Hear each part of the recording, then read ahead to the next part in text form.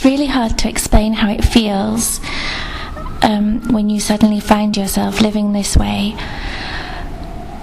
I think it's like the story Alice Through the Looking Glass.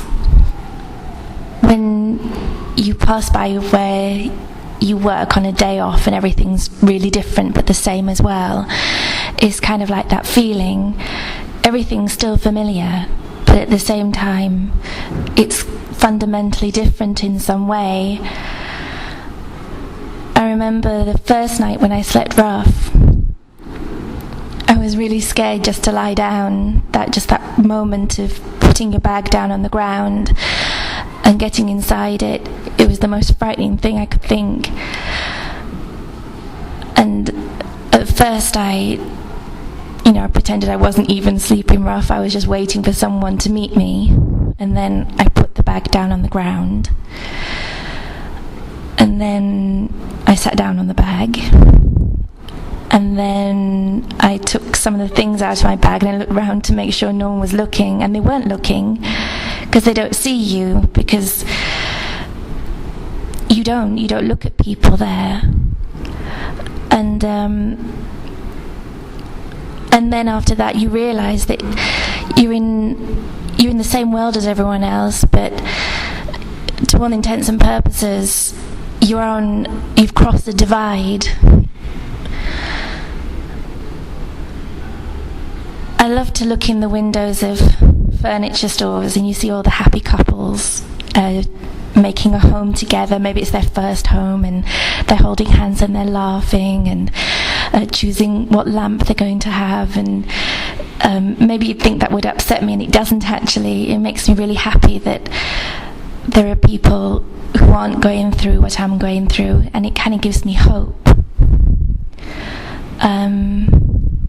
Particularly up Tottenham Court Road, there are loads of furniture stores up there with lovely things in the windows, and it's not the things, it's the warmth, or that light, or that comfort, and you feel that you could just step through and be back in that life.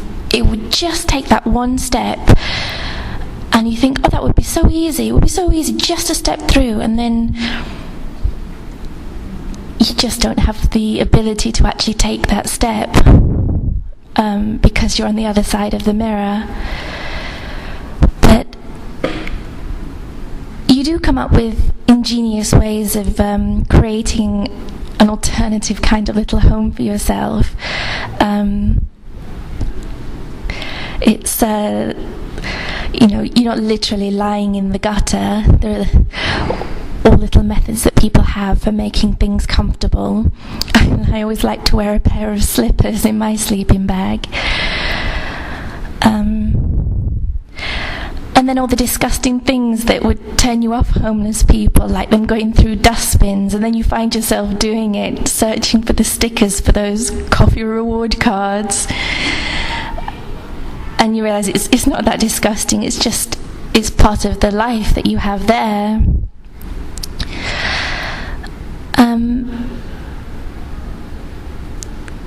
I think that in so many ways we're so lucky these days. Walking down by the Thames, you see this kind of a dirty old river going by, and it always makes me think of Dickens and the terrible life that people who had nothing had then. They really lived in the gutter, they really died there as well. And it makes me kind of melancholic for the tragedies that they had to suffer, but also kind of upbeat that there is so much more help for people these days. They don't have to live and die down there. There are opportunities for them to get out and step back through to the other side of the looking glass. So that's all I want to say, really.